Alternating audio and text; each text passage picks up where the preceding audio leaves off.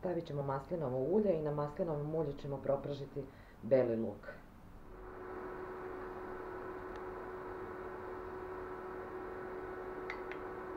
Sada dodamo sitno iseckan paradajz, pelatić konzerve.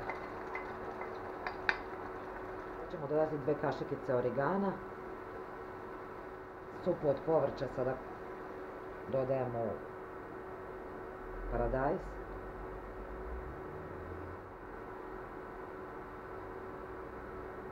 Sada ćemo dodati raviole, tortelline,